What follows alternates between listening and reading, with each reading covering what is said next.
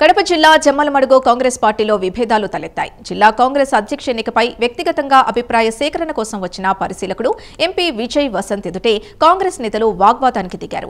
DCC అధ్యక్షురాలిపై party senior నాయకుడు పాములు బ్రహ్మానందరెడ్డి అసంతృప్తి వ్యక్తం చేశారు. తనతో పాటు మండలాలు కాంగ్రెస్ అధ్యక్షుల్ని స్టేజ్ పైకి పిలవకపోవడంపై ఆగ్రహం వ్యక్తం చేశారు. ఈ నియోజకవర్గంలో అభిప్రాయ సేకరణ చేసే సమయంలో ఇతర నాయకులు స్టేజ్ పై ఉన్నారని, వారికి ఉన్న విలువ తమకు లేదా అంటూ ప్రశ్నించారు. దీంతో ప్రొద్దుటూరు, పులివెందుల ప్రాంతాలకు చెందిన కాంగ్రెస్ నాయకులు ఆయనతో వాగ్వాదానికి దిగారు.